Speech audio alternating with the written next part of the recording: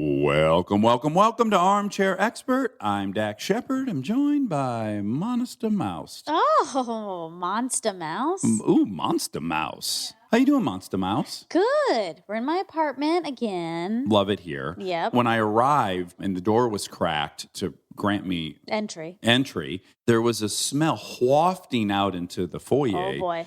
And it was the most delightful, inviting smell. Why, thank you you. burn a lot of nice candles in here. Thank you. I mean, that could have gone either way. Oh, could have been a stinky doo-doo smell. Yeah. Well, or just spoiled food. Oh, or, sure. Lots of things. I'm glad it was the candle. Is there a specific scent? River's Edge? It's kind of a woodsy, earthy oak.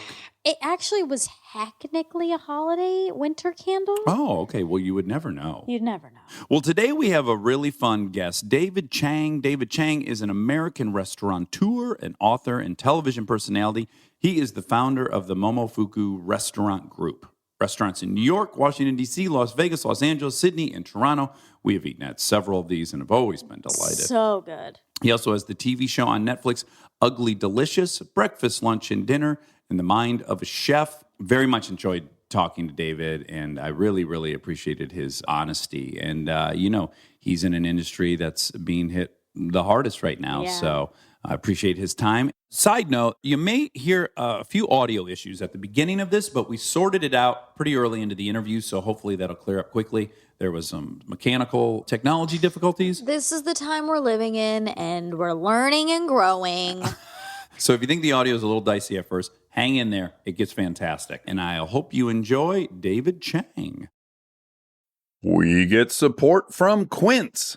So we've been talking about Quince a lot lately, and as we head into fall, it's the perfect time to reset your wardrobe with their amazing pieces. I think it's so fun to do when the seasons turn over to just spruce up your wardrobe with a couple specials, and Quince is the place. Totally. We're talking organic cotton, Mongolian cashmere, tailored chinos from just $60. Premium fit and quality you'd expect from a luxury brand designer. I love Quince. I like it understated and subtle, and I like stuff that has high quality. And Quince checks all those boxes. I love a lot of stuff from Quince. Honestly, they have incredible premium denim, which is very important for fall. It's pretty much all I wear in the fall is denim. And Quince has such a good selection of quality denim. Their stuff is so versatile, timeless, and built to last that you just grab every single day without thinking. Right. And all of that for 50 to 80% less than similar brands. They go direct to ethical factories, cut out the middlemen, so you get all that quality without overpaying for it. We love that. And they do way more than clothes. They have bedding, cookware, bath essentials, travel must-haves, same deal, and great quality. Upgrade your everyday. Download the Quince app for app-exclusive offers or go to quince.com/Dax. Get free shipping on your order and 365-day returns. Now available in Canada and the UK too. That's QUINCE.com/Dax. We get support from Skims. Oh man, do I love Skims. I've been living in the Skims lightweight cotton collection all summer, and I have to tell you, getting dressed has become so easy. I just throw it on. It just feels right immediately, whether I'm grabbing coffee or I'm on the couch all day or I'm out, even going to dinner. The cotton is so lightweight and breathable, which in this heat is a non-negotiable. The cotton jersey t-shirt, I just need everyone to know about this one. This one hugs in all the right places. It's very soft and it still looks and fits the same after months of washing, which is very hard to do, I feel, with t-shirts. I've been wearing the black cotton jersey t-shirt with basically everything all summer long. It goes great with any patterned skirt or shorts or pants. I mean, anything truly. I believe that's probably my favorite piece from the cotton collection, but they also have great lightweight cotton thongs that are so comfortable and they're cute. That is a very, very hard mix to achieve, especially with undergarments. I feel if you can find some that are cute, but also comfortable and do the job, that is a win. And Skims has really, really figured that out with the lightweight cotton collection. Shop Skims cotton and all of my favorite pieces at skims.com. After you place your order, be sure to let them know we sent you. Select podcast in the survey and be sure to select Armchair Expert in the drop-down menu that follows. He's an armchair expert.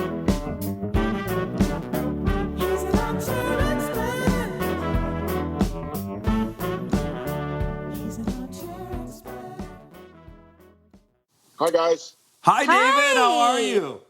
I'm good. Hanging in there. Are you held up in New York? No, we're staying right outside at a friend's house because in Korean culture, the 1 year birthday is like a really big thing. And March 1st, I had a lot of family in town from all over the place, and they're all stuck. So I couldn't keep them all at my apartment. And I asked one of my friends who has several rooms in a house that lives by himself. I was like, I need to crash at your place for the foreseeable future. There's a ton of people right now. It's been a traumatic 3 weeks or 4 weeks. I don't even know how long it's been anymore. I would imagine for you, it's got to be 20 times more stressful because of all the different industries that are getting hit the hardest. The restaurant industry is just in a shambles, yeah? Yes, it's one of the most exposed businesses right now. And I'm trying to be optimistic, but I want to know what the floor is. And I don't know anyone that hasn't laid off a ton of employees in my industry. And that's, honestly, like, I don't care about restaurants right now. People are going to find a way to feed themselves in a variety of ways. And thank God there are still restaurants that are open doing takeaway and delivery. The biggest concern I have is for all the employees that were undocumented or documented. They don't have a job right now. So that's not nice to think about. Well, and especially you're set up primarily in New York, right? So the majority of your employees are all living in a city that is, let's just say it's not too cheap to live there. You can't really just kind of float along for a while.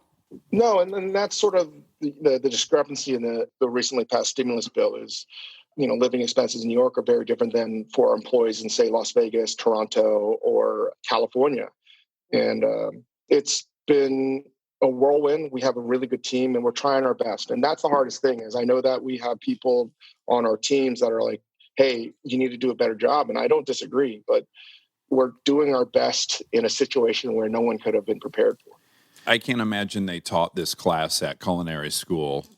So it's like when you have to weather a 3-month shutdown due to a pandemic, make sure you do X, Y, and Z. Yeah, I think it's going to be maybe a little bit longer than 3 months too. And that's what my friends and I and the industry peers are trying to sort out is what does it look like when you do reopen up?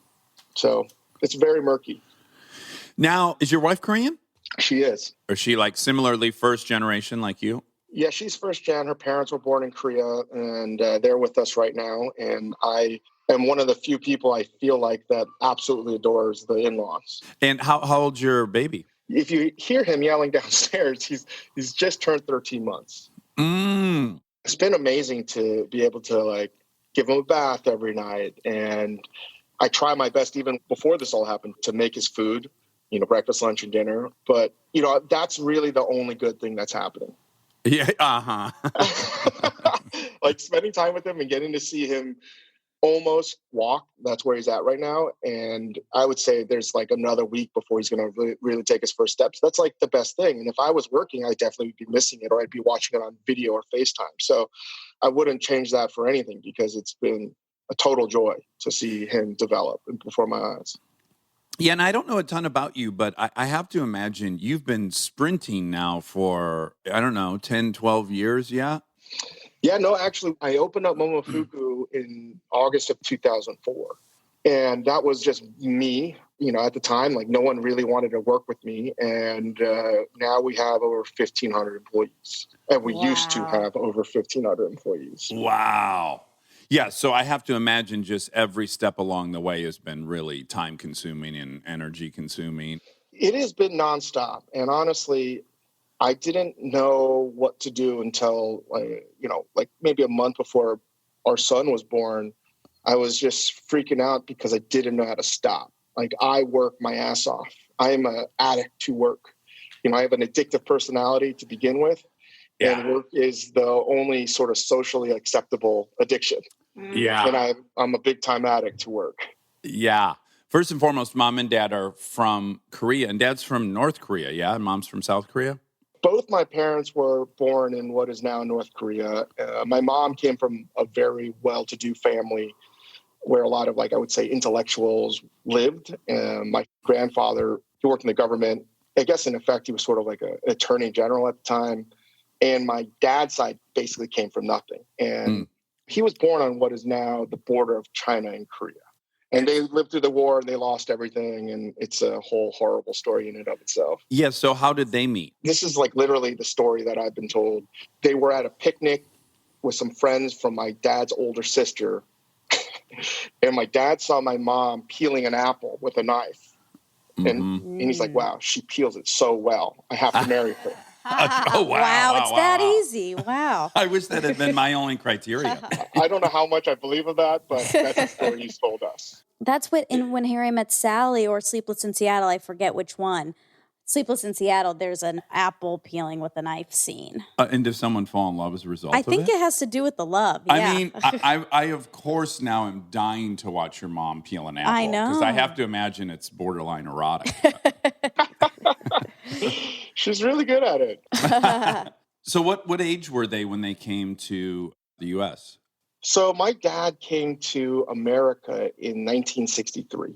And he moved to New York. I think it was pretty traumatic for him because he wound up washing dishes and, living what you believe is a real immigrant experience, just getting any kind of hourly job and making your way through that. And I think he was here for like 3-4 years. And then he came back to Korea, and that's when he met my mom. And then they came back, I think in 68 or 69. And my dad was working in restaurants on the more of a front of house level. And then my sister was born, I think, 1970. Yeah. Uh-huh. But at some point, they end up owning restaurants and even a golf store. Is this accurate? Yeah, my dad basically is a hustler. There's giant sections of my dad's history that will never be known. That's exciting. Yeah. Yeah, I have no idea. Like, how did he wind up in New York? And then I guess he worked in restaurants going all the way down the Mid-Atlantic, wound up in Washington, D.C. How he wound up owning a restaurant is crazy to me. And there's like crazier stories. Like somehow I think for a year or two, he lived in some small town in Kentucky. And again, like having a Korean dad is not always easy to get any information out of. Okay.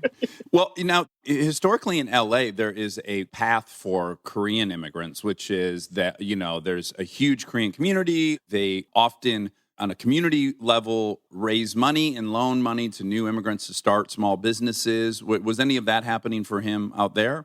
Yeah, that's how he actually got into the golf business. And he wound up getting out of the restaurant business. And I don't know how, but he had some foresight into golf. And that's basically what I did from age 5 to like 14 or so, just playing every day. But around that time, he got in the golf business, and there were probably like, I'm going to say 12 to 14 Korean men that divided up the Washington, D.C. area.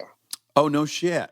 Maryland, D.C., and Northern Virginia. And at the time, they divided it all up. And I think they all pooled their money. And the people that had the most money obviously took the best locations in that area, the wealthiest locations. My dad, being the poorest at the time, was given Route 7 in Leesburg, Virginia, near Tyson's Corner. And that's before Tyson's Corner became one of like the biggest shopping malls in America. So he was like given the worst location, and it wound up being the best location. Oh, no shit. Yeah. It was called Tyson's Washington Golf Center. And it was in a dilapidated warehouse. Yeah, but you can't call something center if you've only got like 400 square feet. Right. It was big. And it's sort of like, it was such a long time ago. I have recollections of it basically looking like Costco, just like golf clubs and balls everywhere, just stacked on the floor. And, my dad's whole thing was spend no money on how things look. Oh, sure. Did you work there as a kid? Yes, I did. So I have a lot of class warfare stuff, and I'm going to get into that with you when it comes to fine dining. I was a real reluctant adopter to fine dining because it just screams rich people, and I feel less than and judged when I'm in a fine dining place.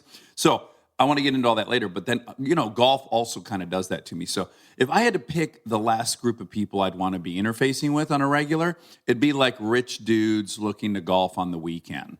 I was too young, but I don't remember where we were at too. There wasn't like old money coming to us. Okay. It was just so bare bones that I feel like people that went to buy something there were going there because it was like discount. Oh, okay. Right. It wasn't like Caddyshack. Not at all. But like, if my dad had any similarities, it's a little bit like Rodney Dangerfield. But yeah, it was me working the cash register, me breaking down boxes. And then when I got old enough, I learned how to regrip and repair golf clubs. And I did that when I wasn't practicing playing golf. Like, my dad was pretty ahead of his time in regards to, like, now it's like a joke if you're Korean American that, you know, you want your son or daughter to be like golf superstar. Yeah. And when I was playing golf, there were no other Asian people on the golf course. Well, yeah, I was thinking because I'm 4 years older than you, and I was thinking like, oh, his dad was following the Tiger Woods playbook, but no, there is no Tiger Woods playbook at that point, right? I mean, I actually knew about Tiger pretty early on, just from like playing competitive golf. You know, that was a sobering thing when you're like 11, 12 years old and you think you're really good, and you learn you're never going to beat this person. Yeah. I think most people on the tour felt that way for about a decade. Yeah. And what are we looking at handicap for you at your peak? I don't know. Depending on... Don't bullshit me, David.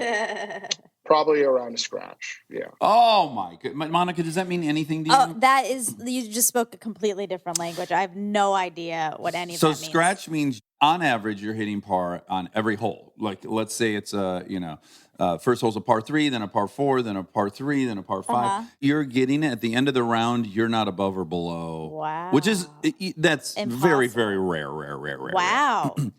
But I didn't know what was going on because I was so young when I was playing. And, my whole world was surrounded and centered around golf or religion. What religion? Presbyterianism. And, I basically burned out once I just didn't have that mental game to play competitive golf. So that was pretty hard. Yeah. Also, did you experience all that like very stereotypical first generation Asian parents type of pressure? Oh, yeah.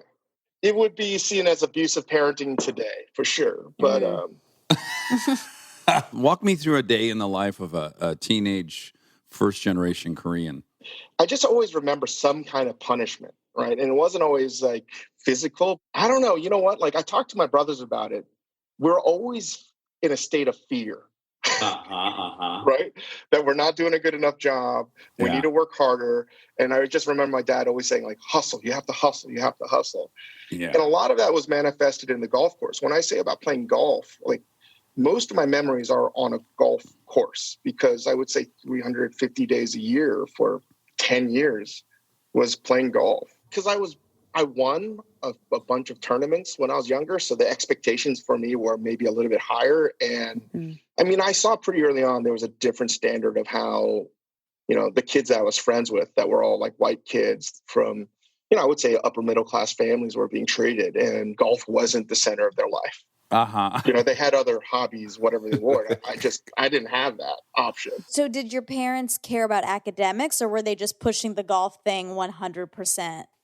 It was definitely the golf thing. But the weird thing, how Korean immigration happened, I think, is similar to a lot of immigrants that came here. There are sort of two classes. For Koreans, a lot of the people that, again, if it wasn't golf, it was in church. And a lot of the people in church that were considered like, I wouldn't say the well-to-do, they were on visas because they were doctors or engineers or academics. Yeah. And then you have everyone else that was a bodega owner or a dry cleaner or owned a 7-Eleven or something like that. So it was a very like weird two-caste system in some ways. Super similar to the Indian migration story, Very similar. And so my dad was like always do better in school, but I think he saw pretty early on that I had no aptitude.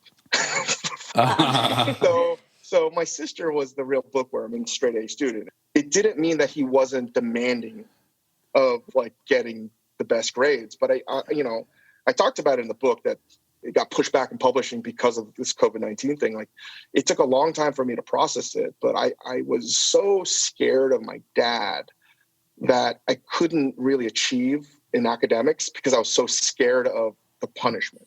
Yeah. Fear of failure, just running rampant. I just psyched myself out, and I never did well in school, ever. You grew up in what would be a D.C. suburb, basically, of Virginia? It's weird, though, because like I spent a lot of time in Virginia, like proper, because I think the South doesn't really start until you get to Richmond. Right, yeah. And my dad had a business there, and I played a lot of tournaments down there. So I would probably go to Richmond every weekend that's honestly was like instrumental in my life because I got to see what American food actually really was. Now, how much is being Asian? I can't imagine you're one of a thousand in your town.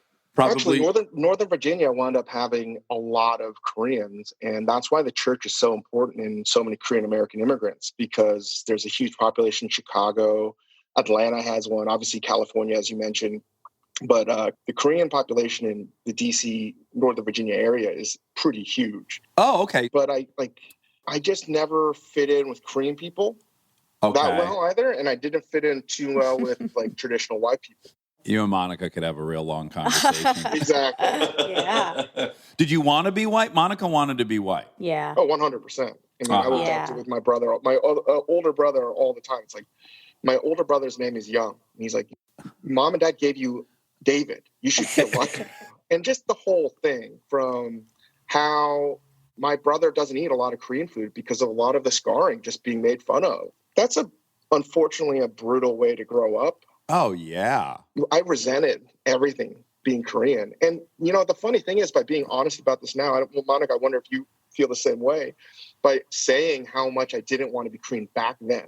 Yeah. Today in 2020, there will be Asians that be like, fuck you, Dave Chang. How can you say that? I was like, I'm not saying that now. I'm saying like back then, I felt like I didn't want to be Korean. Yes. You have to empathize that, but people aren't listening to that. I totally agree. And we talk about it all the time on this podcast. And we have another podcast. It's a relationship one that I talk so much about these early experiences and trying to distance myself from my ethnicity so much. And yeah, there's a lot of backlash, it seems, that comes back. But I almost think it's fear-based, I think, when I hear people responding like, because how can you argue with someone's emotional ride? You can't. And it was different then, and definitely way different for you. I mean, it's slowly gotten better for people of different ethnicities, I think. But it's just hard. It's just hard to be different. Yeah, it made it feel like whatever I didn't fit in was like magnified, like 10x. Food I ate to, the customs that we had and the names and the whole nine. It was just like, oh, how am I ever going to fit in here? Because it's not even all these other secondary, tertiary things. It's how I look is why I'm never going to fit in.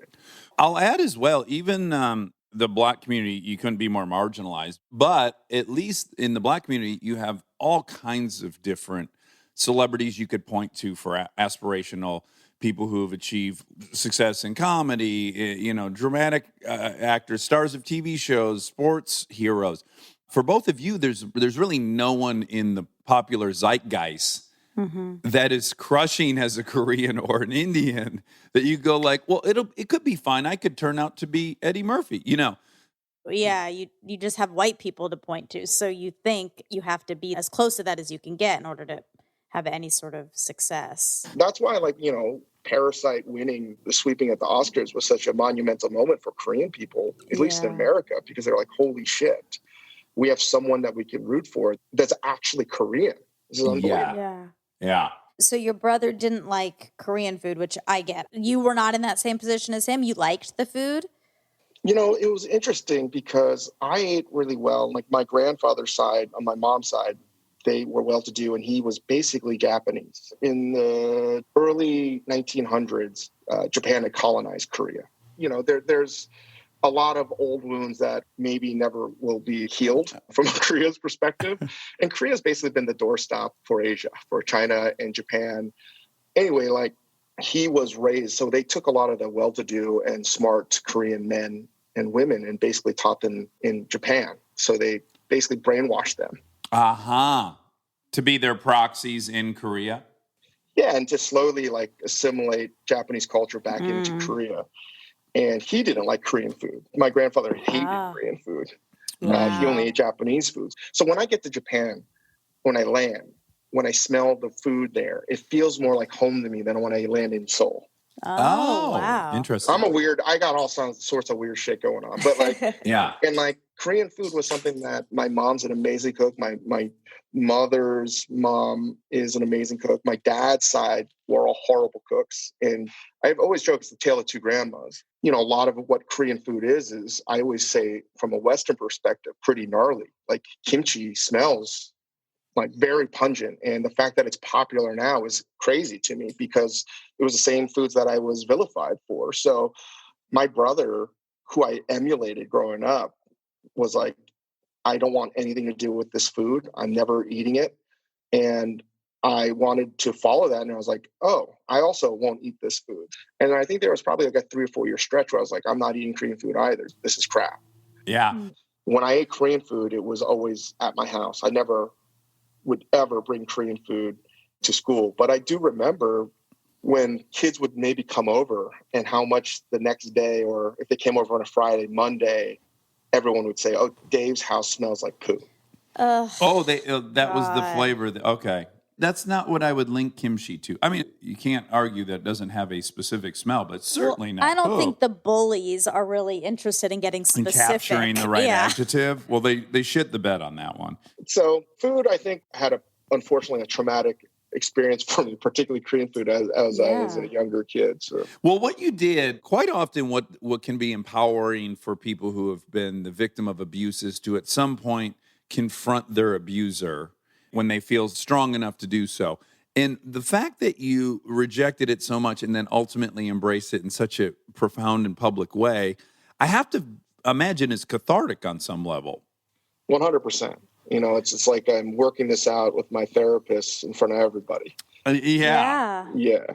So I guess now it kind of makes sense because what was curious to me is you went to college, you went to Trinity, you studied religion. Again, God bless you. But when you got out, you end up in Japan. What was your gateway to Japan, other than granddad? I was a horrible student again, and though I couldn't get a job like everyone else. This is like the .com boom. So I graduated in 99, and I didn't want to answer what the fuck I was going to have to do. So I literally went to the career fair. I made a write, and it was a teaching English in Japan corporation, and I said, I want a job here, and they gave it to me, and I didn't think really anything about it. So. Did you speak any Japanese at that point? No, I didn't know anyone. I didn't speak. And I didn't even have any care. I just needed to tell someone, what are you doing with your life? So I could tell them. Yeah. And I didn't really think I was going to go. You know what I mean? Like, I was just like, this is just something I'm going to tell people I'm doing. It'll never come. Yeah. Yeah. And then it came, and then I went, and it was pretty hard. It's pretty hard. The actual teaching of the English or just being in Japan? All of that. It was Jacksonville, Florida, but hotter and not nearly as nice, if you can say such a thing about Jacksonville. Wow. Oh, my goodness. Well, that really frames it.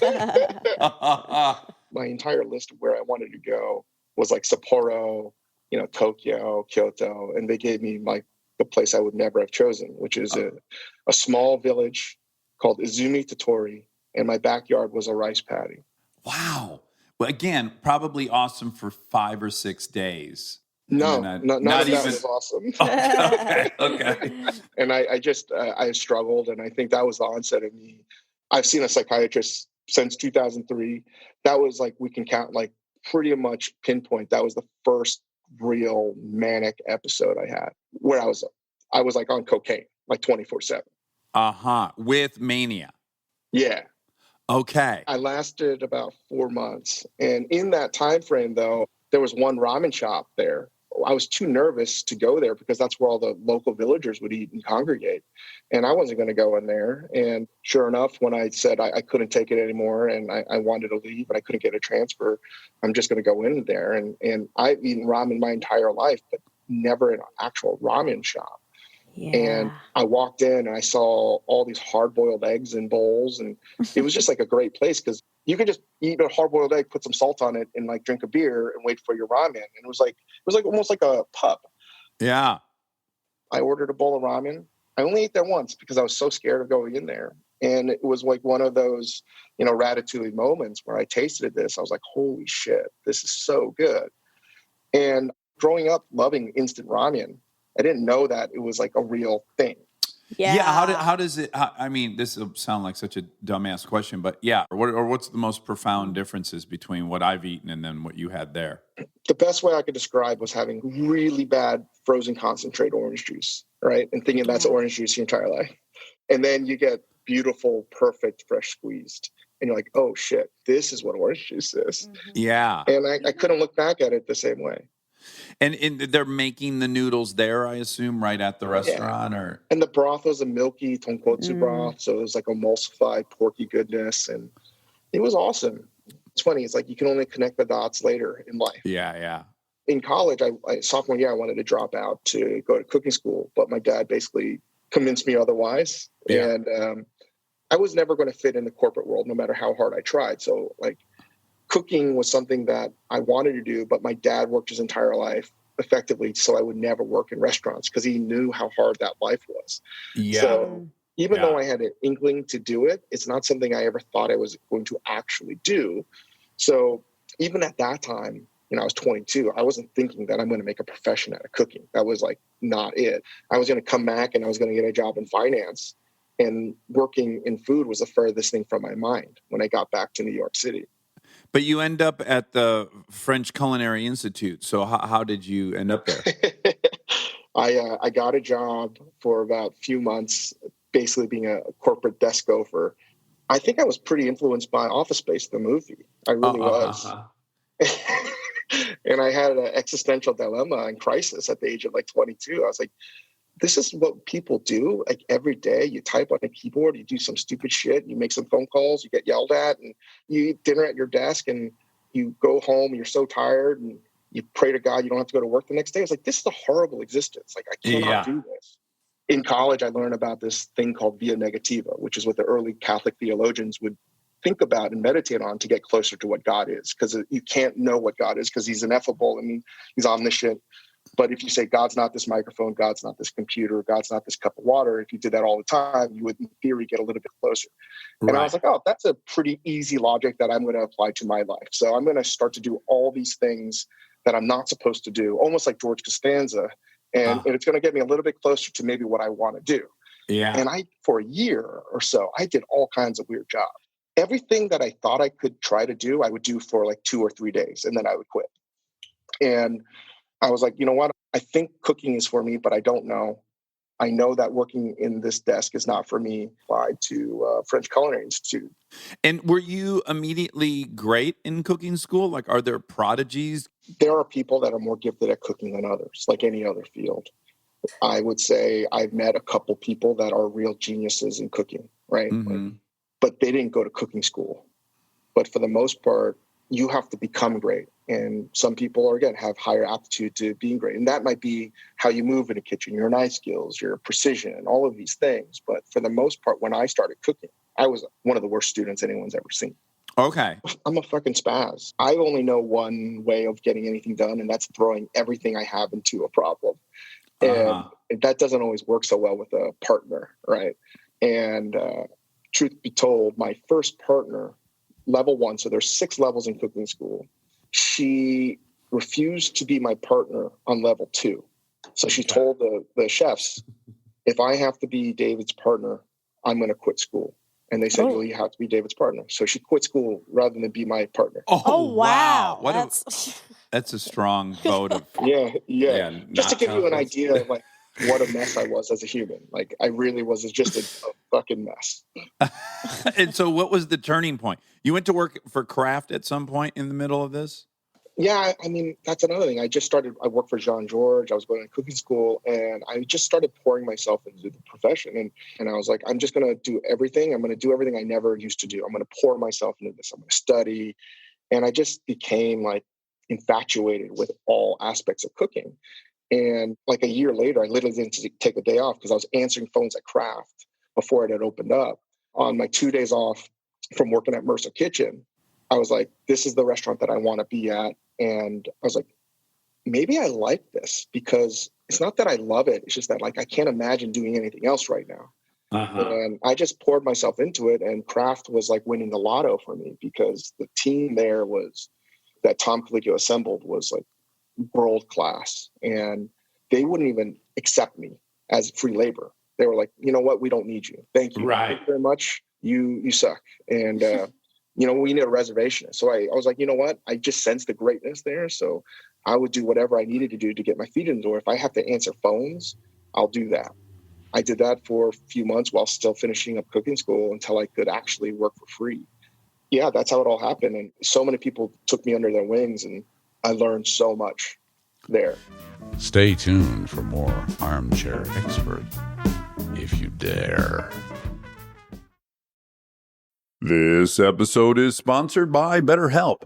You've heard us talk about BetterHelp for a while, but I don't know that we've ever talked about how much people love this service when they use it. BetterHelp has an average live therapy session rating of 4.9 out of 5 based on over 1.7 million client session reviews. And you can check out the reviews yourself at betterhelp.com/reviews to see how much they love BetterHelp. Knowing that kind of service feedback from real people speaks for itself. I'm a huge proponent of therapy, as we've talked about before. I've learned so many things about myself that I believe truly only an outside, objective person could help me come to. BetterHelp makes it easy to get started. Answer a few questions, get matched with a therapist based on your needs, and switch therapists at any time if it's not the right fit. See the reviews, see what stands out, and see if BetterHelp is right for you. Visit betterhelp.com/Dax. That's betterhelp.com/Dax. We get support from Apple Gift Card.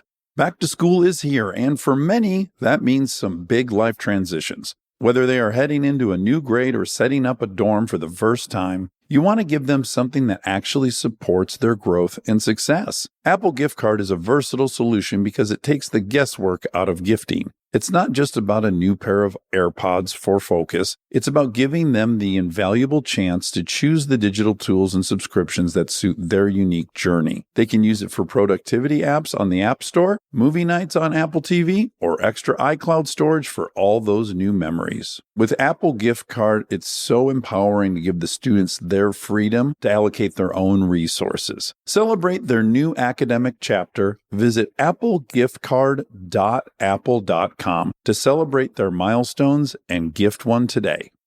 This podcast is brought to you by Squarespace.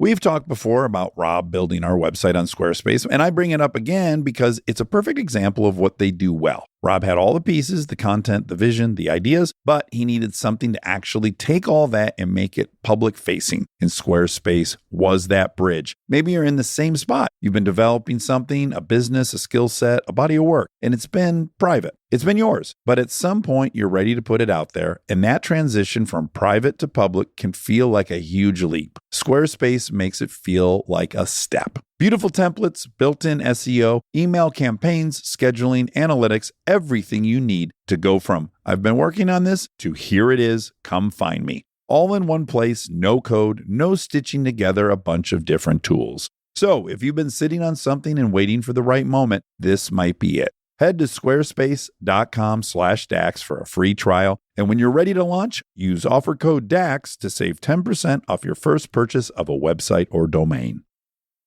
This episode is brought to you by SoFi, the all-in-one finance app where you can bank, borrow, and invest all in one place. Let's talk bank accounts for a second. The average bank savings rate is 0.39% in interest. You're earning pennies on your savings, but it does not have to be that way. With SoFi high-yield checking and savings, the money barely making moves sitting in your savings account can earn over 8 times the national average savings rate with eligible direct deposit. No account or overdraft fees, which feels rare these days. You can get your paycheck up to 2 days early, perfect for getting ahead of a bill or grabbing what you need right when you need it. Plus, get up to a $300 welcome bonus when you sign up with eligible direct deposit. Sign up for SoFi checking and savings at SoFi.com/armchair. SoFi checking and savings is offered through SoFi Bank NA, member FDIC. Terms apply.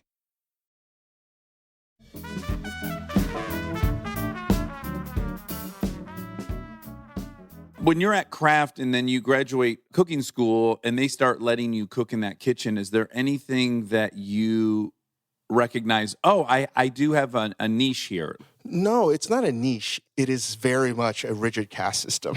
You're the lowest person there, and you have to work your way up till you get to the top. And I saw very early on, my role was I got to do whatever they tell me to do. Right. And what I learned, though, was it wasn't an aptitude. Like, I wasn't naturally gifted at it. But what I saw about cooking that was very appealing to me was, man, if I do this every day, I get better at it. Right. Well, the golfing was probably great training for this in a way because Very much. Yeah, golf is such a baby step, just micro improvements over years. It taught me a lot because I'm a pretty lazy person by nature, but I get competitive as a motherfucker on certain things. That's helpful. And golf turned me, unfortunately, into a total lunatic in terms of my competitiveness.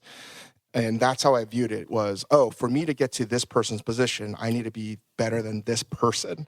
How am I going to get there? When I opened up Momofuku in 2004, no one wanted to work with me. Not one person. It gives you an insight to how bad I was. And what do you think the people would have, if you would have invited someone to be a part of it and they say, here, I won't work with David for X, Y, and Z? I can tell you because I've asked them. They're all my friends too. Yeah. You're not that good. Okay. You are never been a sous chef. You want to make ramen? What the fuck are you talking about? Because, after I cooked for Kraft, I came back and I went to Japan because I felt like there was unfinished business and I wanted to work there. And I learned a lot in Japan cooking. Living in Japan was like a life-changing experience because I learned a lot about myself because Japan's such an expensive country, particularly food. And I had I wouldn't say an epiphany, but I came to the realization that I could eat really well there cheaply. And that was like a weird thing because back in America in 2003, if you said you wanted to go to a nice restaurant or you feel like food, people would think you're like a snob, right? Oh, yeah. I would have been one of those people calling someone a snob. Yeah, because you weren't wrong because you couldn't eat well. The whole idea of eating well was you had fast food and then to eat a nice meal meant like some fancy French restaurant that was just exclusive to anyone else other than rich white people. So yeah, it was really elitist. It wasn't democratized at all yet. No, not at all. So this was the weird thing that I had the realization when I was cooking in Japan. I was like, wait, everyone's actually eating well. I ate most of my meals at convenience stores, like the 7-Elevens there, the equivalent. Like some of the best food I had were in convenience stores, like sandwiches and noodles. I have the stereotype of Japan and the Japanese work ethic, and I guess also through their engineering and vehicle manufacturing, which is the only field I know a lot about, there's a meticulousness to their work ethos that is evident in their products. So is that what's happening with the food? Is there an attention to detail and meticulousness, or is it they're using real ingredients that aren't processed like we're using here? What was the distinguishing factor that made it all so good? They just care more. Have you been to Japan before? No, I'm dying to go. It's one of the only places Monica? I've been that I love. I haven't. I want to. It's the greatest food culture in the world, in my opinion. And everything's good. And everyone knows more about food than anyone else. And their food culture is it goes back 1,000+ years. There are restaurants that are 400, 500 years old in Kyoto, right? So, wow. But that all trickles down to everything in Japan is just a little bit better because they care more. They just simply care more. And an egg salad sandwich. Would you ever buy an egg salad sandwich at an American 7-Eleven? I'd be terrified. No. Yeah. I would imagine it had been made a week before. Minimally. Yeah. Well, the logistics there, in Japan is they're constantly being made somewhere and being shipped to these places. So it's very fresh and it's made with delicious ingredients, and it's amazing. The egg salad sandwich at a Lawson's convenience store is one of my top 5 things I will ever eat. I want it all the time. Oh, see, now you're talking our language. Yeah. We like to eat at convenience stores. And if it was delicious, I could walk down the street and I could just buy a nikuman, which is a steamed, stuffed dumpling of sorts. And it's 50 cents. And it's delicious. And I was like, wait, food's amazing here. And it's the cheap food that's just as good as even the McDonald's is fucking unbelievable in Tokyo. Wow. Oh, we need a rectangle sandwich. We need the Burger King chicken sandwich. They got Burger King over there? You know what? If I go to Tokyo, I'm eating at McDonald's because it's so fucking good, man. I'm telling you. They say they still fry their fries in beef fat. The tallow, so and they pronounce it McDonald's. McDonald's. Oh, like wonderful. Now, really quick. So I read Kitchen Confidential. When did that book come out? Around 2000-ish? 2001, yeah.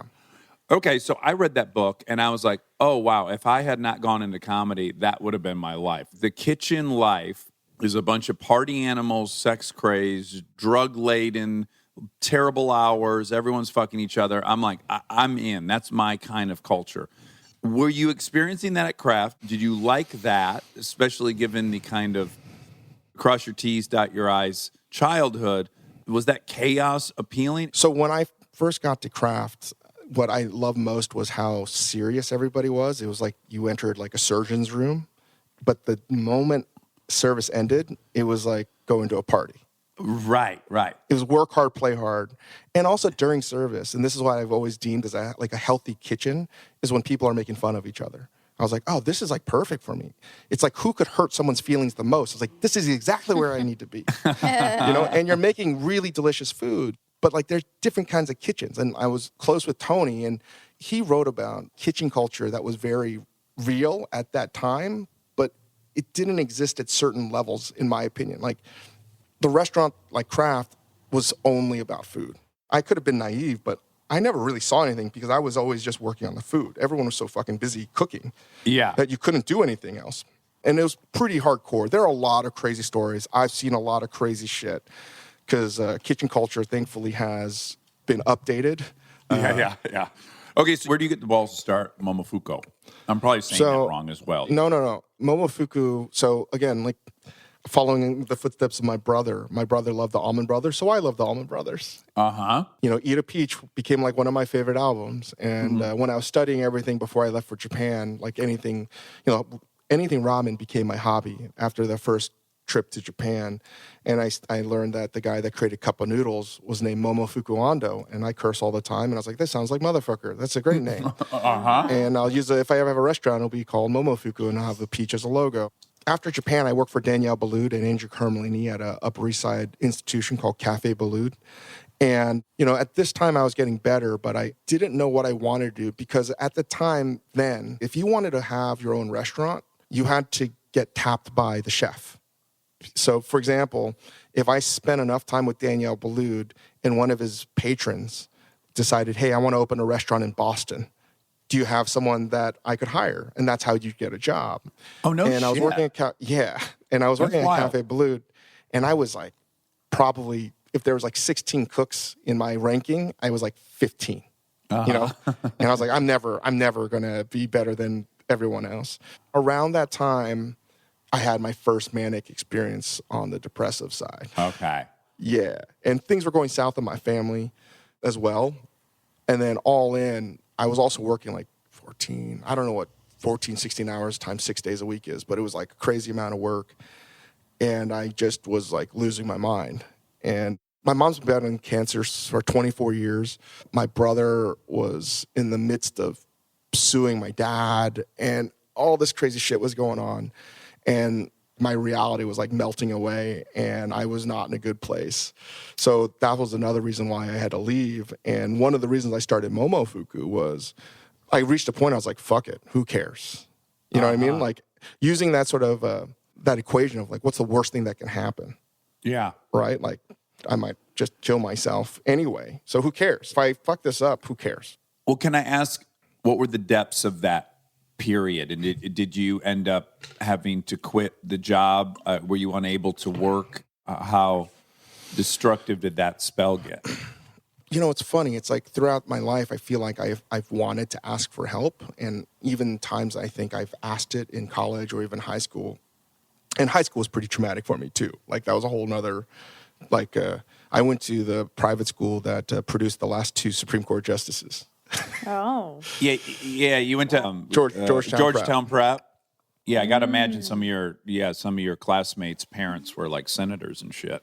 So it wasn't a fun time for me. So I didn't really fit in. And I remember in high school asking for help, and people were like, "You're fine." And then I never asked my parents like, "Hey, I think I need to see a therapist or a psychiatrist." Like that doesn't exist in an Asian American household. Right. You just don't do it. You know what the remedy is stop crying. Yeah. Suck it up. Yeah. Toughen up. Yeah, to need help is weakness, right? Exactly. Yeah. And the whole idea that you need someone to talk to or get medication on, that was just so foreign. That was never going to happen. So, when I was like 26, that's where I had reached a point where I was like, fuck it. And did you self-medicate? Oh, my God. Yeah, there we go. I mean, man, I was really good at it. Yeah. Really well, when your baseline is feeling like a -6, and a drug, even in its worst condition, can take you to a 2, you're going to pick that option, in my experience. Yeah. And because my industry also was like, I mean, even after college, like you go out every night. Like, every night I'm going to bed at 4 in the morning, 5 in the morning, sometimes sleeping in the locker room just to go to work in the morning. It's insane. I try to block a lot of that out because it wasn't like that fun, but a lot of drinking. And I don't like to say that I had a drinking problem, but yeah, I definitely had a drinking problem. Sure. Well, you're talking to someone with a drinking problem, so it's okay. You're in good company. It's bad medicine for depression, unfortunately. Ultimately, you find out. Really bad medicine, and also smoking a lot of marijuana is really bad medicine at that time, too. Yeah. So I knew things were not right just because of thoughts that were going in my head. I was just in a really bad place. It was just sad. I just was fucking sad. And I had no explanation for it. So I knew I needed help. And I remember New York Magazine at the time would always have these best of lists. And I was like, you know what, fuck it. I'm just going to call these people and try to find someone to help me out. And I think I saw 1 or 2, and they weren't right for me. And then finally, I found someone online. I started to see him, and it was so expensive. And the health, I think at that time, it only covered like 3 sessions per, like every 2 months. So it was really hard. But that was the beginning that my life started to change. Yeah. And that was 26? 26. And I've seen him since. Oh, no shit. That's pretty profound. One of the things that he specialized in was childhood trauma. Uh-huh. And I think that's like what we've been like working on all these years. So there was therapy, there was the medication that I eventually got on, and opening up that restaurant was not something I thought about actually operating. It was the goal of, I just had to physically do something to get me out of this hell that I'm in. To have a purpose? Yeah. Yeah. The day we opened up, I was like, oh, I actually have to figure this shit out. Everything's against us. We're the underdog of underdogs, and we're going to just, through sheer grit and determination, we're going to win. It gave me purpose to get out of bed. Isn't the irony of asking for help being a form of weakness when you tally up the results of it, which are, it empowered you to be effective and productive and creative, and not asking for help would have actually defeated all those things in you. The real weakness would have been to not explore this. It's so ironic. And I wonder if, like, my son will feel the same way should he ever have the need to ask for help. But like the way we grew up, what form of media told you that strength was asking for help? Yeah, vulnerability is a superpower. Yeah. This first year, there would be sessions literally where I wouldn't say a word because I was so embarrassed. And I remember like having to come to terms with like, I can't tell anyone that I'm seeing a psychiatrist. I can't tell anyone that I'm on medication, and this is so embarrassing that I don't know what to do with myself. And now here I am telling the world that this is what I did. So it's funny how it all plays out. That's the most money I've ever spent in my life is still on my psychiatrist, for sure. Which is, by the way, the most valuable thing to invest in is your mental health. This kind of dovetails into, I mentioned the elitist thing, which I have an issue with. But then secondly, I grew up in a blue-collar area of outside of Detroit, and you saved money, you bought a possession, then you maintained the shit out of it, you treated it well, and that's what you did. And you bought a house, and maybe you got a boat at some point. Like these are... And the notion of paying for experiences was a really foreign notion where I grew up. So you saved for objects and possessions that were assets and you could pass on. And I dated a girl for 9 years who worked in a restaurant, and she spent every dime she made at that restaurant at other restaurants. And I was always like, everyone there did the same thing. I was like, all you guys are making pretty good money, all things considered, versus what I was making. And they were just I never saw people spend money like this on wine, on food. And as I've gotten older and actually read some books about happiness, experiences are a better thing to invest in. Ultimately, if you're just measuring it by what impact it has on your happiness, and that ultimately possessions don't really give you much happiness. So I've come around to it for sure. But that had traditionally been my other reservation, is like, oh, you're just blowing this money. What's your relationship with that as far as just making that something that you're going to invest in and indulge on? And do you have to convince other people that that's a worthwhile endeavor? in the industry, hey, I have a reservation at this restaurant, let's go. And even if you don't have the money, you're going to find a way because like we're addicts. We're pleasure addicts. Yeah. We want that dopamine hit somehow, some way. Yeah. And even if you don't have the money, like I've been in that situation so many times, like, fuck it. Like, hey, I remember like, let's go to France. Let's go to this restaurant, this restaurant. It's like no one has the means to do it, but we all find a way to make it happen. Yeah. Whether it's maxing out your credit cards or whatever, and you're just constantly in this state of paying debt off because you're pleasuring yourself at restaurants. And it doesn't have to be the fanciest of the fancy, but it's like all your money goes back to eating and drinking. Yeah. Yeah. It actually makes no sense whatsoever when you think about it too. It appears that younger generations have a much different relationship with it than I did. They didn't have to fight it. They seem, there's all these articles being critical of them that they want avocado toast instead of a house. And I think there's truth to it, but I don't know that they necessarily are wrong for prioritizing that. But I would say Momofuku is part of this revolution, right? But you kind of got disillusioned with the reservation fancy restaurant, right? Which 100%. kind of led to you doing Momofuku. But then ultimately you then did create another Momofuku. Is it Co? And that is make a reservation online 10 days in advance. It only seats 12 people. So how did you go from, this thing's broken, so I'm going to do it this way, to, maybe there's a version of this I want to do? Right. Talking about Japan and eating well, and not just eating well in Japan. When I was able to travel throughout Asia, I'm eating an amazing meal for like 50 cents, Right. And I was like, shit, like this is something that everyone wants to experience. And then that was the next epiphany. I was like, oh, fuck. Everybody wants to eat well. It's just not accessible or it's too expensive, but it's not the case. The only place where that's not the case is America. Yeah. And I was like, it doesn't have to be that way. And that's what Momofuku was there's gotta be different ways to eat food than eating at a fancy place on the Upper East Side. As much as I love the food there in the restaurant, I was like, you know what? There's gotta be something else. And I thought that there's this underground movement that had not been tapped into with food. Let's do noodles and let's try to apply the same sort of discipline and technical rigor that I've learned working at some of the best restaurants and apply it to a $12 to $15 bowl of soup. So could you leave having one of the best meals of your life affordably? And that was really important to me.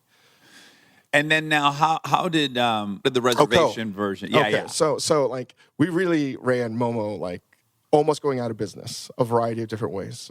So we did noodle bar and then we did sambar, which was starting off as a burrito shop, Korean burrito shop. Nothing we had ever planned on actually worked the way it was intended to. So I was so levered on banks and loans that I couldn't have the original restaurant that was noodle bar that we eventually moved up the street closed. And we didn't have enough hot water there. So the main reason why we did fine dining was we didn't have enough hot water. No shit. Yeah, I didn't give a shit about making fancy food. That was the furthest thing out of my mind. Okay. So we had a situation here that if this restaurant closed by the health department, we were going to lose everything. We were out of 27 seats, 600 square feet. We were doing like 250 people a day. It was like a real phenomenon. Wow. We literally did the math, reverse engineering. I was like, so how many people can we serve with the water heater that we have? And it turned out to be 24 people. So I don't want to do fine dining, but like, okay, what can we serve that will justify the same numbers that we were doing for 250 people? Yeah. For 24 people. So we had to come up with fine dining menu. And that's how we did it. Wow. And we didn't do it. We the whole goal was stripping away the bullshit. All the things you hate about fine dining, Dax, I hate too. But people still should go out and celebrate and feel good. And like my metric was always, if you have a teacher from Delaware that makes $45,000 a year and they happen to be a fan and they've been saving their money, I want them to come here feeling like they left and dropped $150, feeling like it was one of the best things they've ever spent money on. Yeah. And it wasn't about trying to set a benchmark for people that could afford it. It was like, how could we set an experience for people that had to save up money that was worth it for them to save up? Yes. Yeah. Now, you're huge now, and I see you on TV. You have restaurants in Toronto, in Sydney, Australia, as you just said, Vegas, Los Angeles. At some point, you start transitioning into one of these Thomas Keller type people. I know so little about this world, but I'm aware of you as like a food icon at a certain point. And obviously, it's gotten so big. You must have brought in genius people to help with this growth. Isn't that an incredibly hard thing to navigate growth like that? Now we're blessed to have like some of the best and brightest people. Like, I don't know. I look at my office now and it's like, everyone went to like an Ivy League school and they want to work here. Like, what the fuck is going on? Yeah. And all these cooks are so good and they're just better than I am. And that's what I've just learned. I was like, wait, you're better than I am. So you should do it. Yeah, so for sure. I've just found that's been my sort of management style is hire people that are smarter than me and just put them in positions to succeed. Yeah. But your genius obviously is the creativity, no? The funny thing is, I think my upbringing has done such a good job of me being sort of self-denunciation of anything I'm good at. Yeah. And I swear to God, this is exactly some of the times and hours I spend with my shrink. It's like, I have a hard time figuring out what the fuck I'm actually good at. Uh-huh. Well, especially because the people we talk to and interview regularly, a pretty common thread through all of us is like this sense of being fraudulent. Oh, yeah, 100%. I think we all feel like, well, wait, I'm not Anthony Bourdain. I'm not so-and-so. So somehow I'm a fraud because I'm not those guys. But somebody wants to be David Chang and feels fraudulent about trying to be you. It's been really weird, and I've been a bad boss in so many ways, and I've just tried so hard to, like, be better. A lot of that's been through therapy, and I've had a historically bad temper, and I swear to God, I would say 90% of my time with my shrink is like, why am I so fucking angry? And I can actually tell everyone exactly why certain things happen now. And it's crazy to me. I can unfold, this is how my emotion is at this point. This is how I reacted to that because I've done so much analysis. But for the most part, when I think about whatever has happened at Momofuku, I feel lucky as fuck. And two, if it is something that I tend to think that I may be good at, I live in a world of sports analogies. It's like I'm that player that can't shoot or rebound or whatever, but their plus and minus rating is always very high, and the team wins. And somehow that's sort of how it plays out with me. Are you technically bipolar? Yeah. Okay. Yeah. So I would have to imagine as the thing is spinning up and it's getting hugely successful, I have to imagine that's a very dicey area for someone like you. Was that did you have fits of highs during all that expansion? Well, the interesting thing was, being medicated and seeing my shrink on a regular basis, I think my highs were like not as high and my lows weren't as low. Mm-hmm. The self-medication is really what fucked me up the most. Right. Yeah. It wasn't just a fraudulent or feeling like imposter syndrome. I felt like it was survivor's guilt. Mm-hmm. That like, it shouldn't happen to me. It should be happening to this person over here because they're so much better than me. Like, why the fuck is this happening to me? Yeah. And in order to have that release, I would just drink my face off at night. Yeah. Yeah. So you have Ugly Delicious, right? I see that every time I open up Netflix. You also have Breakfast, Lunch, and Dinner, which I saw Seth Rogen was on and Kate McKinnon. You have to be friends with Aziz, right? He's like the ultimate resident foodie in New York. By the way, I think he's great for your industry in that I watch Master of None and I'm like, oh yeah, it's cool to be super into what taco you're going to eat in the middle of the afternoon. Like to have that as like a mission of like, no, every single time I eat, I want to try to make it the single best thing I could consume in this moment and where I'm at geographically. I like it. I think it's cool. It's funny, like weirdly, I got to know pretty deeply the world of New York City comedy. I think it started when we opened up the first restaurant. John Mulaney and Nick Kroll would go do their sort of routine at Rafifi's. I think that was the name. So they were just starting out. I was just starting out. And I knew Kroll from mutual friends. And they would come over and we'd just lament how bad our careers were. Uh-huh. And from there, like, comedians just kept on coming in. And Kroll introduced me to Aziz when Aziz was still at NYU. Oh, no shit. Yeah, in like 2006. So I got to know these people before anyone knew any of them. Yeah, right. It was really weird. It's been fun to like grow up together in so many different ways, right? Yeah. Stay tuned for more Armchair Expert, if you dare. This episode is brought to you by ServiceNow. Look, I have my dream job. I get to talk to folks I admire like crazy and ask them virtually any question that I want to. I can't imagine a better way to spend my time. But even dream jobs have some not so dreamy parts, the stuff that gets in the way of the actual work. Now, that's where ServiceNow's AI specialists come in. They don't just tell you what you should do about your busy work. They actually do it, start to finish. Cases closed, requests handled, no extra work for you. So you and your team can focus on what matters most, which for me is, are they obsessed with male bodies on the same level as I am? They never are. To learn how to put AI to work for people, visit servicenow.com. Living your best life means being extra where it counts and skipping the extra where you don't need it. Like in your cleaning products. That's where Seventh Generation comes in. Their bio-based cleaning power delivers a powerful clean with nothing extra in the bottle. Need a dish soap that cuts through the tough grease? A detergent that tackles the worst stains and odors? Seventh Generation handles it all without any dyes or artificial fragrances. Real clean doesn't have to come with a long list of add-ons. Upgrade to a powerful clean without anything extra. Look for Seventh Generation dish soap and laundry detergent wherever you shop for your cleaning products.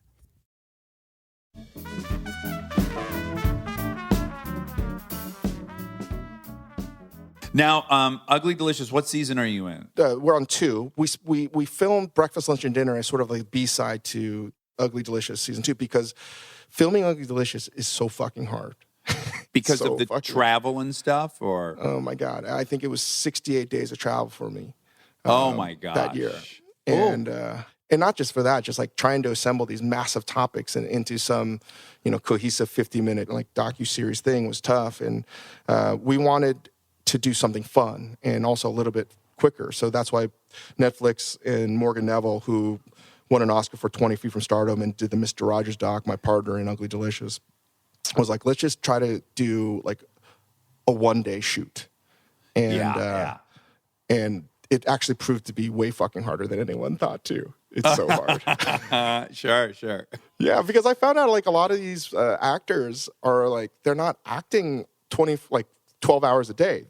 You do your thing for like an hour and then you go back to your trailer. And right. Oh, yeah. Like, if I'm on set for 12 hours, I'm acting for maybe 42 minutes of that 12 hours. Like saying lines in front of a camera. Yeah. And they're eating, and it's just a lot. It's a pretty taxing thing. I will say the easiest one for sure was the one with Rogan, where we're just I was so high. It was insane. That helps. So he would only do it if I smoked a joint every hour. One puff. But that was the second season, and we're working on this show with Hulu. So I'm doing a bunch of shows for Hulu right now, and we're filming with Chrissy Teigen, a TV show that had to stop production because of this epidemic. So that was like a crazy thing. Yeah. Could you say which side of all this you like the most, or you like it all, or you hate it all? I don't know. I don't think when I do media, it feels like work. I mean, it does, but it's not working in kitchens. That's, right, to me, what work is. And it's so fucking hard. And managing the restaurants is so hard. But somehow, I always liken it to an addiction. 99% of it, I think, sucks in restaurants. But man, that 1%, whew, that's what you're chasing after all the time. It'll keep you coming back. Yeah, and in the media, and I don't feel the highs so much. It just feels like a pretty steady thing. And I like it because it's been able to like give me a bigger platform, and I want to be able to be responsible with that platform. But I feel guilty, weirdly, to say that I like it.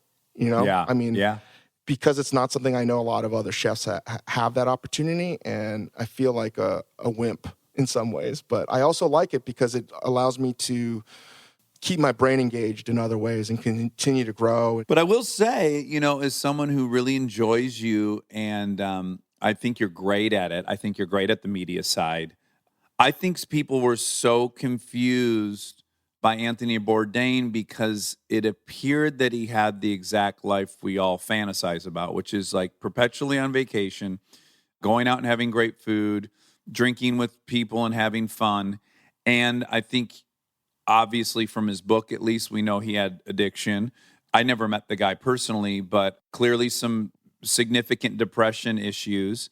And I think it's relevant for someone like you, for someone like me to go, okay, yeah, the grass looks green over there. I'm doing this. This is good. But man, always having scheduled self-healing time, self-check-in time, all that being accountable to people. I sure hope that's a part of your program and plan. I'm trying really hard. And I know it's a problem when people, like, the first thing people say is, hey, Dave, are you taking care of yourself? When like 10 people tell me that in like a month, I'm like, oh shit. I think I'm really in it right now. And, Tony passing was brutal for me because in so many ways he was a mentor and like an older brother figure to me. And when he died, I think what was so hard for me was I was like, that shit was supposed to happen to me, not to Tony. Right. And he's the Mick Jagger of your world. That guy's supposed to be impervious to something like that. Yeah, and we started talking about it, asking for help, and that being a sign of strength. And for a good period of time, I was really mad at myself because I felt selfish. And whenever I would see Tony, I think, when I first got to know Tony really well, we were just hanging and eat and drink and have an amazing time. And then I think it got a little bit less of a hang because he realized, like, oh, Chang's fucked up. Like, I got to be like I got to be like a respectable adult for him and help him out.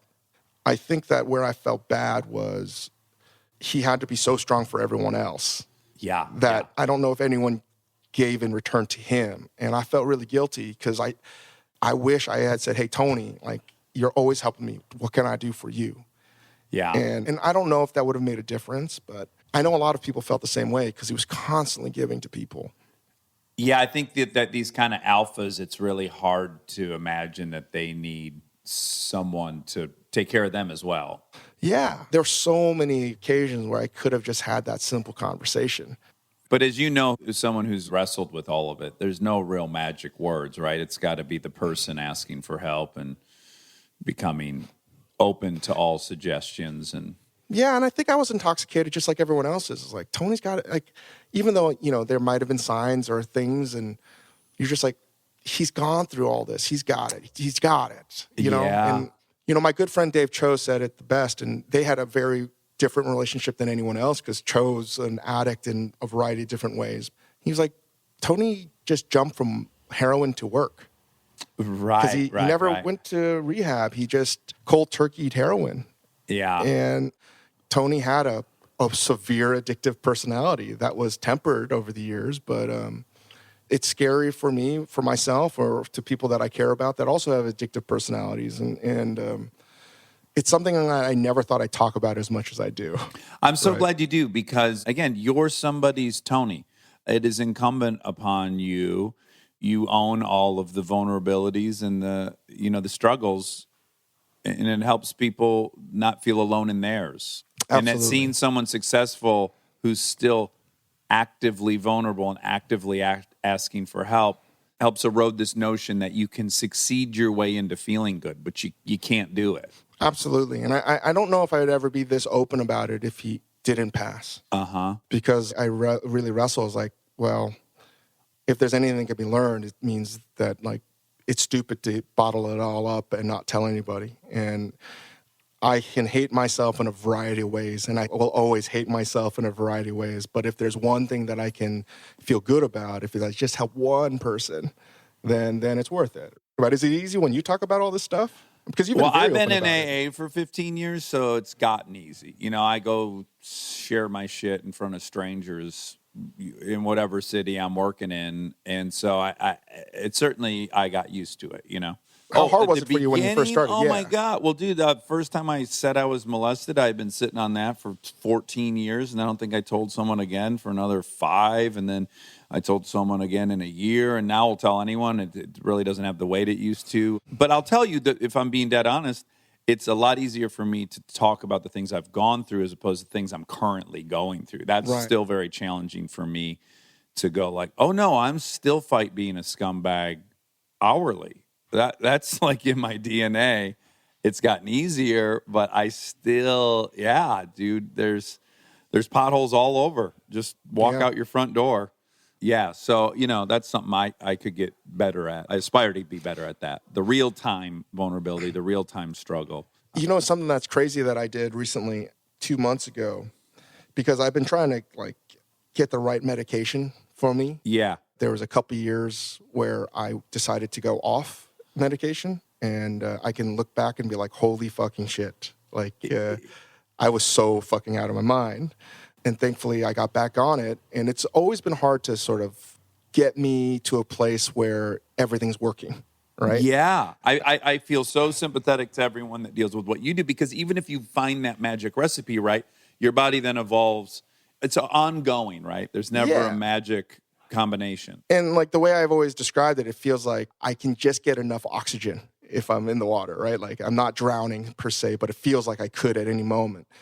After years of seeing my doctor, only recently did I find out I'm bipolar. When I say 3-4 years ago, because I'd ask him what am I? He's like, why would you want to know this, David? I'm like, fuck, just tell me what I want to fucking know. Yeah. And weirdly, 2-3 months ago, because we've been trying to tweak my medication to get it better. He's like, hey, there's this DNA sequencing test that's offered right now, and it just does your 22 chromosomes that is most widely associated with your mental health, and does a couple that sequences your liver to see how you process medicine. And this is specifically just to get you on the best medicine for yourself. Yeah. And I sat on that for a long time, but I just wasn't ready to do it because I felt like this was Gattaca shit. And I was like, I don't know. These are moral dilemmas. And once you open up this Pandora's box, I was like, fuck, I don't know. Filming the show last year was hard. When I say I lost my mind, I lost my fucking mind. In Cambodia, it was just a bad fucking place. Great place to lose it. Because in so many ways, I felt bad. I was like, you know what? This is what Tony should be doing. What the fuck am I doing? And I was just getting ready to have our first son, and I was just in a weird place. And I was like, shit, I need to make sure that I don't go down this road. So we were really trying to figure out the best medication for me. And I changed a bunch of things, and it just didn't work out. And I was like, fuck it. I'm just going to say yes. I'm going to do this. And I got the results back, and it blew my fucking mind. Really? Yeah. I was like, oh, it explained so much. It was a weird thing to be able to connect the dots. And, what was most interesting to me was it almost immediately I was like, oh, if this becomes popular, this is going to destigmatize mental illness immediately. Because he was saying I'm a candidate for ketamine. Uh-huh. There's something in my DNA that says I'm a ketamine responder. And I haven't called the doctor yet because I'm going to be legally allowed to get ketamine dripped into me. And I'm just part of me is like, yes, this is going to be fucking amazing. And the other part is like, oh, this is scary. But he was saying they have a spray where if you're feeling bad or you're going to go down a manic episode, you can actually inhale it in your nose and you're immediately going to feel better. And I was like, this is fucking crazy. So effectively, it's like an EpiPen for your emotions. I was like, wait, if you were a diabetic, no one's going to make fun of you because you don't produce insulin because we've accepted that as a society, It's like, hey, you need to take medicine. We get that. And I think that this is maybe a game changer in how people can accept the fact that people's brain functions. Oh yeah, and they're starting to isolate some gut bacteria that is really common in different forms of depression. It's all opening up. I think we're going to have such better options as we go forward, and it's an exciting time. Actually, you just got to imagine yourself in the 1800s dealing with all this stuff. I'm pretty sure I would not be alive without help. Yeah. I don't think I would have made it either. Well, David, I hope everyone checks out. You have a podcast too. Can you tell me the name of your podcast? Yeah, it's the Dave Chang Show.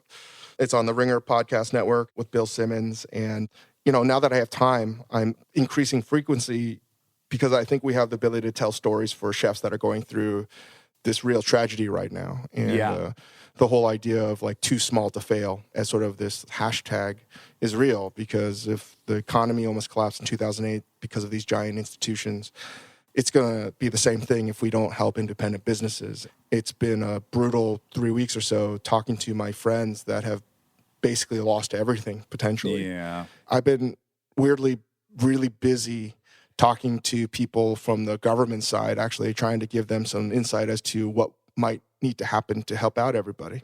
Yeah. Oh, well, that's great, man. I'm glad that you're involved with all that. So check out your podcast, Ugly Delicious, and then treat yourself if you see the Momofuku sign anywhere. Well, good luck getting a table. But if you see it when this is all over, please go inside. We've had a dozen amazing meals around the country at your restaurant. So thanks so much for doing this with us. Thanks, we really Dax. appreciate it. Yeah. Be safe. Thanks, Monica. Yeah, we want to come eat with you when we're in New York sometime. Yeah. I will really love that. That would be great. Well, thanks a ton, man. We'll Thanks, talk guys. soon. Bye. Okay. And now my favorite part of the show, the fact check with my soulmate, Monica Padman. We don't have our normal setup. Let's just say that, right? In this quarantine life of ours, we don't have our normal setup at the attic where we can really fine-tune everyone's levels in their headphones. That's true. And now it's just kind of one size fits all, right? Sure. You Yeah. got to hear whatever volume I'm hearing it. Although what's curious is we also are using a headphone splitter, so it is conceivable that you're getting more output than I am. Oh, do you want to switch? Let's just see if it sounds the same to us. Okay. Okay. Yeah, it sounds the same to me. Sounds the same. Okay. Bader Meinhof. Who knows? I've had a lot of Bader Meinhof experiences lately. You have? Yeah, I forget what they are, but I've said it a lot. I've noticed you've said it like 3 times in the last 4 days, and it always makes me smile every single time you say it. I love it. It's really the only thing I've retained from these fact checks. Is Bader Meinhof. It's the only fact I've remembered is the definition of Bader Meinhof, which is frequency illusion, which is if you hear something or see something, then you start seeing or hearing the it everywhere. classic example is you get a red BMW 3 Series, and you don't feel like you see those at all. But the second you buy that car, everywhere you go, you notice there's millions of them. You're not unique at all. They're everywhere. Everyone has a red 3 Series. I don't know that I'd say that's the classic example, but sure. Well, I think it most is people an example. can relate to buying a car and then noticing That everywhere. car now everywhere. Yes, When definitely. before it was invisible to you. That's true. The one I remembered was attribution error. I love that one. That one summed me up so much. Remember that one? We learned that from here. Yeah, what was that one? That is when someone cuts you off in traffic and you attribute their behavior, attribution, to a characteristic of them or a character flaw, right? So that person's selfish, that person's impatient, as opposed to making a summation of them contextually, that there was some situation that caused their behavior. Either they had to swerve to miss a dog or they were rushing to get a kidney to the hospital. Yeah. Right? You don't know which it is. Yeah. I'm really prone to just say people are pieces of shit and make a real big character assessment. I don't think I do that very much. Yeah. You seem to be in the middle. Meet me in the middle. Well, it's not that I mean, maybe I'm in the middle. Truth be told, I'm just not thinking about that person very much. So it's not like I'm even, like I just get annoyed for 1 second. 3.5 seconds. Yeah. And then I don't think like, well, maybe they're going to I don't have to talk myself out of it. It's like a duck off a water's asshole. You just let it roll right off, right? Classic analogy. And I think the goal. Forget trying to figure out where they're going. Who cares? Yes, that's the dream. I just don't need to be worried about what that person's doing. I can just be annoyed for 1 second and then move on. That's the dream. That's the dream. What is interesting is sometimes people are, there's some extenuating circumstance that's caused their behavior. Yes. But I'd say more often than not, I'm right. Someone's just an impatient prick. I don't So think Kristen would always think it's somebody's going to save a life. Like they're en route to a burning building. That's extreme. And I'm like, everyone's a monster. But I think percentage-wise, I'm more often right. Okay, I think in some ways you're right. I think people are acting like assholes. Like I don't think they're on their way to whatever. But it's probably because they had a bad day or something's happening with them that is causing this. It's not just that they're a bad person. Right. Yeah, that's true. I'm both things. So quite often having 2 children makes it like semi-impossible to get out of the house. So I'm often late or I'm trying to make up time. Now you could go, well, then just keep backing up when you start the process, which is great. That's legit. But boy, you got to feed them and this and that and the packing and then the tantrums and the meltdowns and the wardrobe changes. All of it leaves me probably on the highway going somewhere later than we should have. Yeah. And I'm an entitled prick. So both things are happening. Like if I cut you off in traffic, both people are going to be right. It was situational, and it was that I'm an entitled prick. But just because you had a hard time getting out the door and you're late doesn't mean you have to cut people off. You can still just say sorry when you get to the place you got and not make more carnage on your way there. More wreckage. Well, yes. And so here's another thing I think of quite often is because I both do it and I'm the victim or recipient of it, which is I drive fast. I like to fucking drive fast. I enjoy it. Yes, you do. It's fun for me. Yeah. I like it. And I never understand why anyone's getting mad because I'm not inconveniencing them. If I'm in the left lane, I go by you going 10 miles an hour faster and you're going, no sweat off your back. There's nothing happening to you. Yet, occasionally people will flip me off or they'll honk or they'll do whatever they do. And I'm like, I'm just happily with a smile on my face driving to work. Quickly. There's no aggression on my end. There's no anger. There's no malice. Yet I'll be on the highway, and for whatever reason, I'm not in the mood to go fast. I'm just listening to a podcast, and I'm floating, and someone will blow by me. And my first thought, my Brussels is like, God, that guy's aggressive. Mm-hmm. He might be there smiling, listening to Christopher Cross sailing. Mm-hmm. There might be no aggression to it, but it's funny because it's the exact same behavior. But when I do it, it's peaceful and loving, and I just like to drive fast. But when it's someone else, they're aggressive and impatient and all these things. Yeah, but it's also that people driving insanely fast, it makes other people scared. Yeah. Mm-hmm. So it's fair to be like, this person's driving too fast. Because if you were driving next to me and you were driving super fast and I got in an accident with you, and if it was my fault even, like the chances that one of us are dead is way higher. Well, I don't think so, to be honest with you. I don't think the difference between crashing at 65 and 80 is a big difference, just percentage-wise. I think it is. If you let's say this, if you hit a wall, anything over 45, you're dead, or 55 or something. There's a point where it's just the damage is the damage. Now it's going to accordion quicker or something. But I don't think there's a big difference between crashing into a wall at 85 and crashing into a wall at 65. I think you're a goner. Maybe. I don't know. I really don't know. I'm going to do some experiments. I'm going to crash into a wall at 65. Okay, I'll tell you how I feel. Okay. And then I'm going to crash into a wall at 85. Yuck. This is an episode that is very mental health heavy. We talk a lot about mental health, which I love. Mm-hmm. And he was so open and vulnerable about his struggles. Yeah. It's hard. It's hard to be happy. It is, and it always begs the question, why? Why is mental health pandemic level? That's what was the first question when the DSM was created and they started being able to administer a standardized test to millions of Americans. The conclusion was either this test is too sensitive and it's labeling too many people with mental health issues, or there's a pandemic of mental health. I'm inclined to think it's the latter. Negative mental health, you mean? Yeah.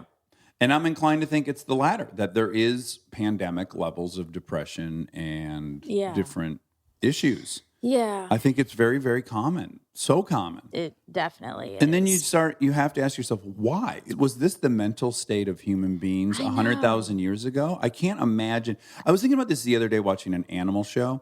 And I was thinking, there's no way an animal is designed and has evolved to live in mental anguish. There's no upside to it. And then I just started thinking, it has to be a result of like this weird life we have that we're not designed to have.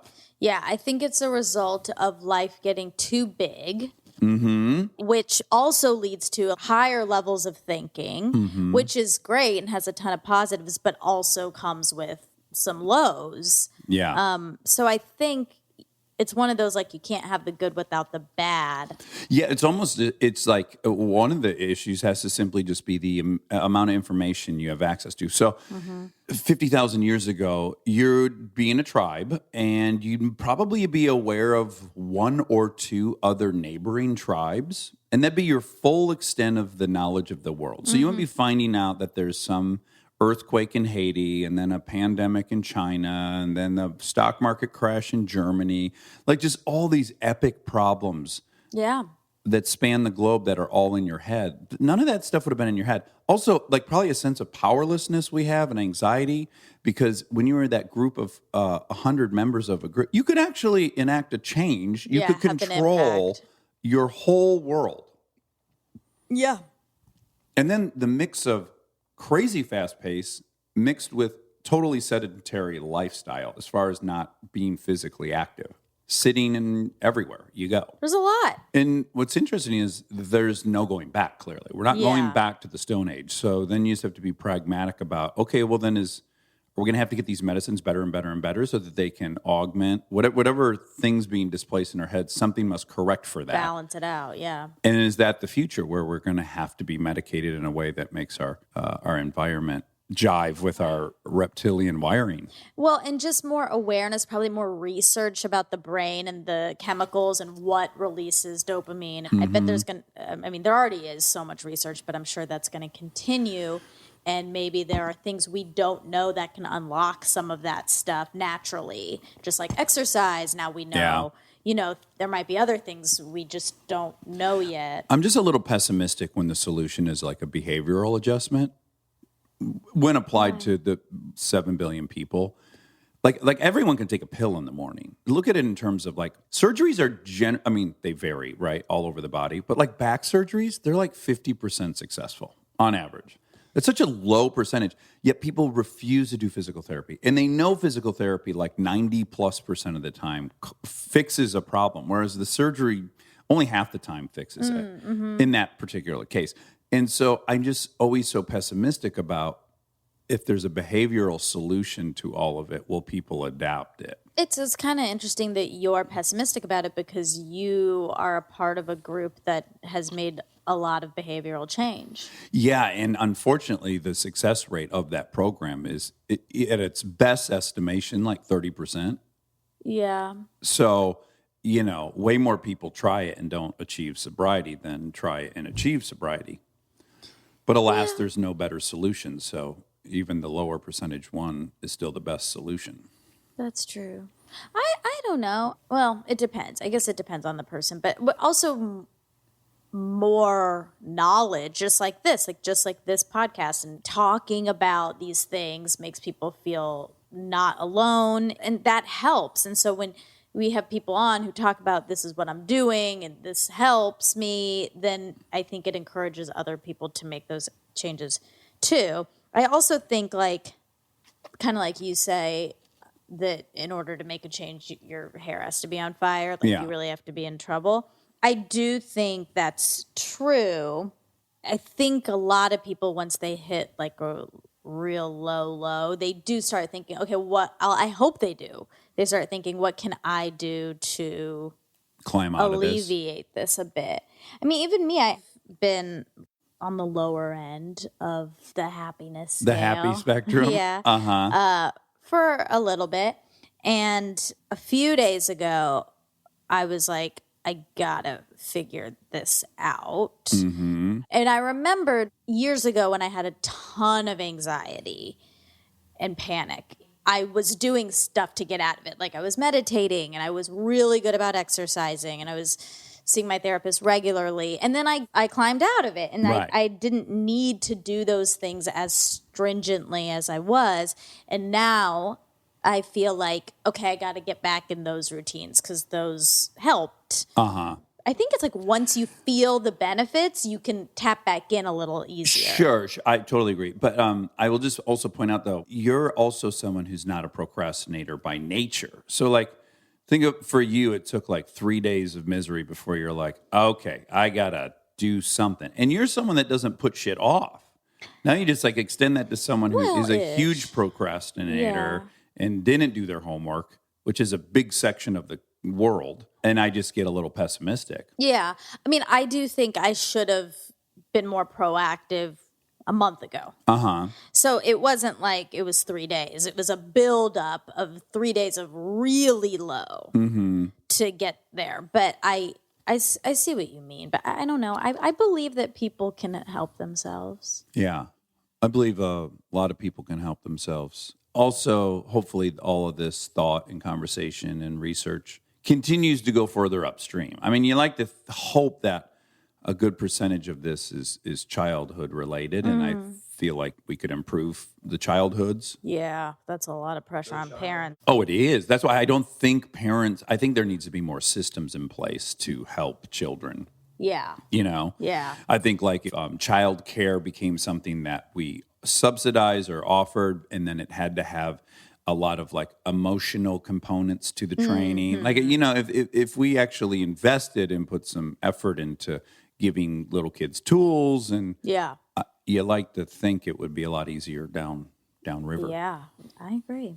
Okay, a couple things. He said Japan colonized Korea in the early 1900s. 1910, Korea was annexed by the Empire of Japan after years of war, intimidation, and political machinations. Ooh. The country would be considered a part of Japan until 1945. In order to establish control over its new protectorate, the Empire of Japan waged an all-out war on Korean culture, which is what he was saying, why his grandfather's like basically Japanese. Right. Yeah. Talk about like generational trauma. Like that gets passed down, this idea that what you are is not good enough and they're trying to be something else. Uh-huh. Like that really... Yeah, it's sticky. Yeah. Okay, so I just wanted to be clear because you guys were talking about craft a lot. I just don't know if people know that you're talking about Craft, the restaurant, Craft, C-R-A-F-T. That's Tom Colicchio's restaurant. He's a big chef. He's on Top Chef. Oh. And it's a huge, fancy, big restaurant. But because it's food related, I didn't know people were going to think it was Kraft mac and cheese. K-R-A-F-T? Correct. That my grandma Yolis worked at? Yeah. Yeah. What a great company. It is. Delicious cheeses. Oh, my God, the best cheeses. Best macaroni and cheese in the biz. 100 years running, however long that's been invented. And I think the fact that my grandma had worked there, it gave me like an extra amount of pride in the product, and it tasted even better. Imagine that. There's no way that it tasted better. It tastes so good. I mean, what a product. We really believed in it, like General Motors. Oh, it's a yummy one. But anyway, that's not the crap that was alluded to in this episode. Unfortunately, yes. Yeah. And really, those were the only facts because it was more stories and emotions. Emotional exploration. Yeah, which is so lovely. Rare on an experts episode. Yeah, that's true. Should we talk a little bit about Too Hot to Handle? Sure. You got into it last night. Yeah. Well, yes, we watched one together, me and you, and then we separated, and then you have been watching, and then I was watching, and it's a good bad show. It is a great show. Let me just say why I think it's a good show. Okay. Well, tell the premise. I guess it's 5 hot chicks and 5 hot guys go to a island, presumably, but it turns out it was Mexico. I looked it up. But at any rate, they're on a beach, and they're in a house, and they kind of think the premise is your everyday reality show where they're all going to date and hook up and stuff. Yeah. But then they find out they can't kiss or fuck or do any of this masturbate. stuff. Or masturbate. Yeah. Which I don't know how they're whatever. Monitoring that. Yeah. Yeah. So it gives you everything you want. You want to gawk, right? You want to be judgmental and dislike some people and like some people. And that all happens. You get that. You get a big tasty serving of that. Yeah. But then slowly you start seeing like these younger males. I hope that this is just a signal of what younger people are like now. I hope it's indicative of young people at large because these boys on this show were or are so supportive of each other. They're such good communicators. They hug each other. They like challenge each other to be vulnerable. And I was just like, oh my God, I'm so encouraged by this show. I mean, I'm only 5 in. No spoilers because everyone's watching it, I think. It's top rated on Netflix. I believe that there's this crazy gender reversal thing happening in this show where like the guys are having all these deep talks with one another, and they're also approaching the girls and like talking about their feelings, and it's so the opposite of what you're used to seeing. You're used to seeing the girls like being like, quote, needy and talking about their feelings and competitive with each other. But that's sort of happening with the guys. Like there's two guys that were, one guy was mad at another guy because he was creeping on his girl. Sure. But it wasn't like he was fighting him. He was hurt. He was hurt, and he was just being kind of quiet and aloof. And then the other guy came up and was like, what's going on? To me, I was like, oh my God, that is so what we're used to seeing women do. Yeah. So it is like a shock to watch it in this gender reverse way. I love it. I mean, I love it. Well, and you know what's interesting is I hadn't thought of this while I was watching it, but I'm thinking of it while you were explaining it, which is this is one of the worst aspects of men, is that they often establish their status rank based on their physical prowess. So Kel's is enormous. Yes. He's just so much bigger than everybody. Yeah. There's something to that. There's something about the harmony of the men in the show because the strata is so clear physically.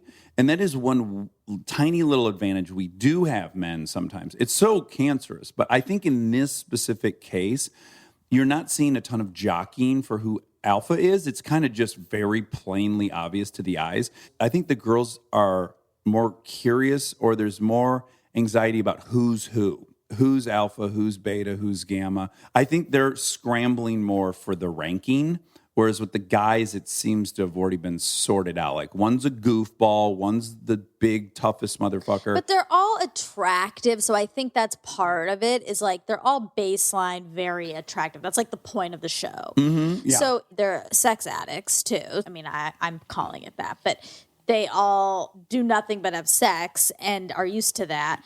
The alphaness, you're right. It's like how big you are, but it's also about how many women you can get. And everyone there is sort of on the same playing field with that. Yeah. I'm just saying there's a harmony in this house, and I think part of it is to do with the alpha, quote, alpha is so clear. There's one guy that's so much bigger and stronger than everyone. Just because he's bigger and stronger, I would never label him as the alpha. Like seeing this whole thing play Like the out. leader of the group, you mean? He does not seem like the leader. I agree that he doesn't seem like the leader of the group. Yeah. I think I'm talking about something that if you haven't felt it, you can't understand it, maybe. Okay. Like that guy can kick everyone's ass. And there's something about that being very clear that can add harmony really quickly to a group of guys. But when there's four guys that think they're that guy, I think there's just a lot of trouble coming. Maybe. Yeah, I can't relate to any of that. So I don't know. It's really stupid. It's pretty stupid. I'm not making a case that it's the right way to be. Yeah.